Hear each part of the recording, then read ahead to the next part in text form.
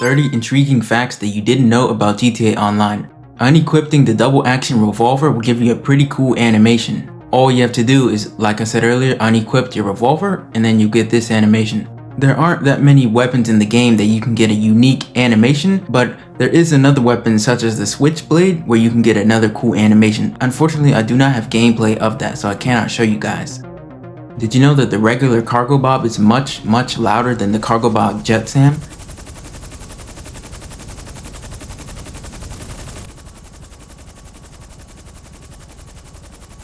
If you enable voice chat in the settings and then you talk into your microphone, you can see that your character will visibly speak in GTA. And it's also very good attention to detail by Rockstar Games. You can actually melee while you're riding a motorcycle. It is kind of confusing to do. I believe you have to click the right bumper and the X button if you're on PlayStation, or if you're on Xbox, click the right bumper and the A button at the same time. You're gonna have to repeatedly click it over and over again, and then you'll see it will start to work. You can get a very unique paint job if you follow this one step. All you have to do is go to the primary tab on the respray options and then purchase the chrome option. Then you're going to want to head over to your crew color and then equip that. Then whatever crew color you have, it will add the chrome and the crew color on top of it, which will create this very awesome effect. But yeah, whatever your crew color is will depend on the color that you actually receive. But it does look pretty cool.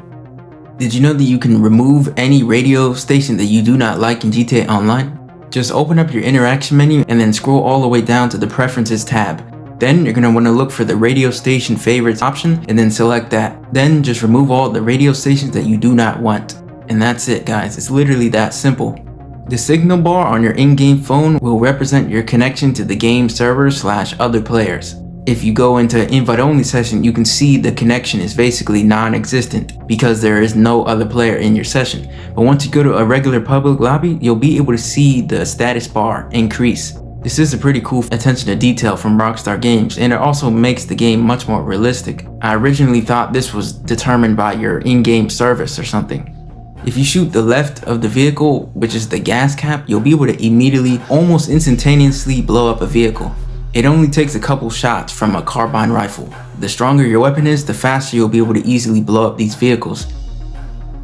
You actually run faster in first person up and down the steps. In my opinion, I'd say it is a pretty noticeable change, because if you're in third person, it will take much longer to climb up the steps and go down the steps.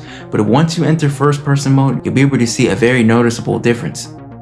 You know how when you die in GTA Online and your car gets impounded by the cops?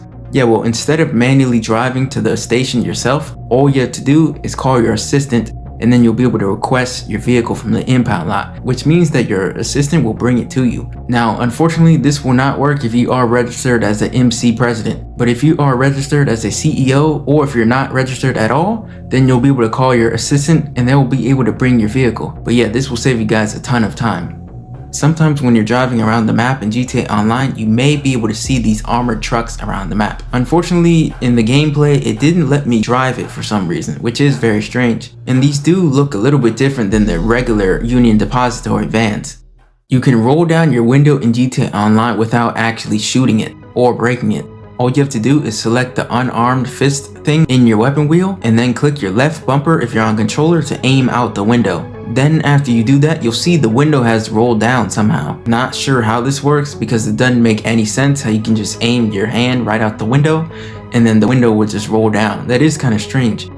You guys know how when you try to climb up a little hill / mountain, your character will just keep falling down? Well, if you want to prevent that, all you have to do is ADS or aim your weapon and then try to climb up the mountain laterally. And then you'll notice that you'll be able to climb up the mountain / hill. So this can help you prevent dying and being annoyed with GTA Online. So yeah, do this whenever you're trying to climb up a hill. It really helps a lot.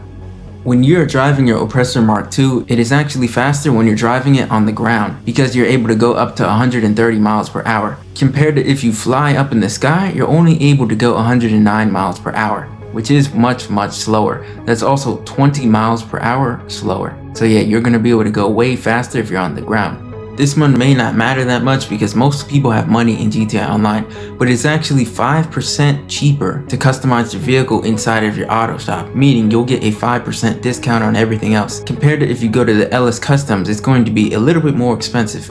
But yeah, 5% is not really gonna do anything. That's nothing, because it's only probably around $200 cheaper at your auto shop, which kind of makes this pointless. But I guess if you want to save a little bit of money, here you go. Here's another interesting thing. Inside of LS Customs, you're able to bring your vehicle to add a remote bomb / ignition bomb on it. Now I know most people already know this, but in my opinion, I think it's rarely used. Attaching a remote bomb to your vehicle will allow you to call a contact on your phone to destroy your vehicle. It is going to be pretty cool if you're trying to do this against your friends or random people in GTA Online.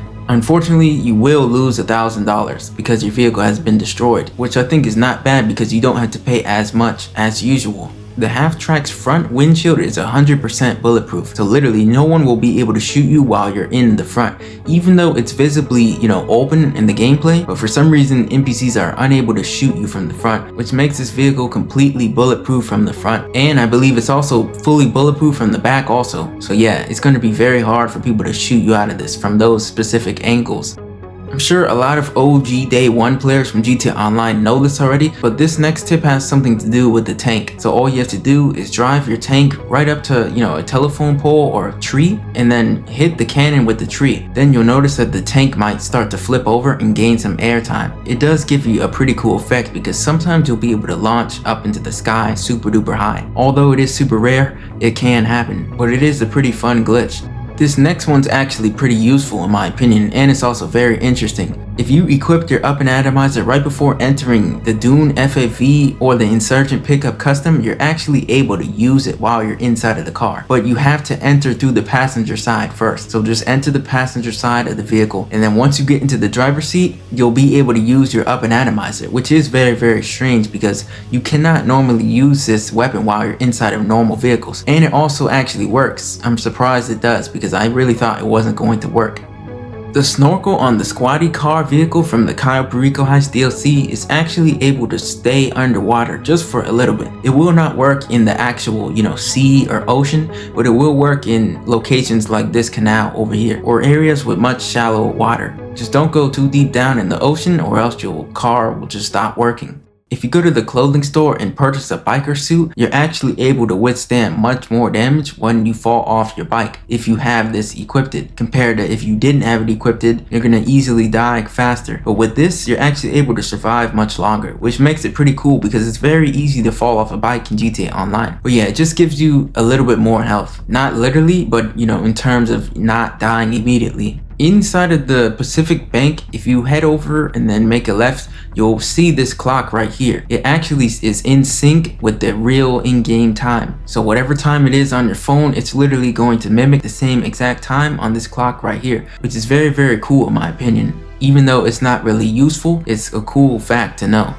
You can actually call certain phone numbers that you see in GTA Online and they will pick up. Not all of them will pick up, but some of them will. So let's just call one of the people on our phone right now. This number is no longer in service. As you can see, some of them may say this number is no longer in service, or they may just say some random strange message which doesn't even make any sense. If you drive to the location that Franklin has his house that is in story mode, but you do it in GTA Online, you'll be able to see vehicles in the driveway. I originally thought that he lived inside of my agency, but I guess he doesn't. I guess he still lives in the same location, which is very cool because he doesn't live in the ghetto anymore.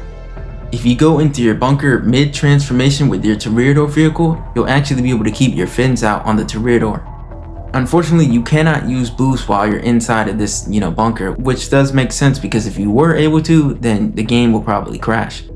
Your character's player icon on the map will change periodically as your mental state increases. As you can see, this guy is currently fully red on the map. It will go from white all the way over to red. So yeah, you can use this to gauge whether or not a certain player is a threat or if a certain player might be considered friendly. But one thing for sure is that if their icon is red, they're up to no good, and you're going to want to avoid those players. If you have a fully armored MOC, which means if you fully add the armor upgrades, you'll be able to withstand almost 70 missiles from an oppressor, which is a ton of missiles. Unfortunately, I forgot to add all the armor plating to the vehicle before I had to customize it.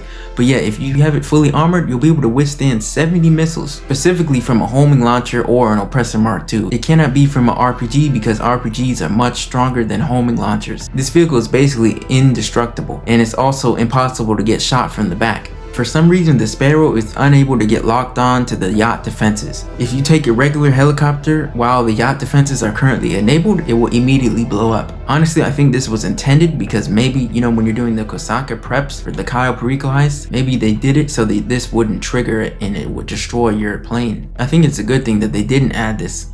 If you take your barrage vehicle inside of the arena garage, you'll be able to add the vanity plates, which are normally not able to be added, but for some reason you can add these here. Doesn't really do anything or enhance your game, but yeah, if you want to, get reminded of the doomsday scenario, then maybe you can add this on if you wanted to.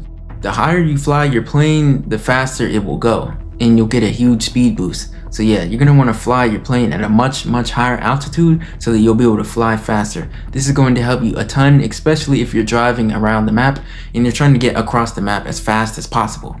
Consider checking out this video on your screen. If you enjoyed the video, please leave a comment down below, and thank you guys so much for showing all support. Have a good day.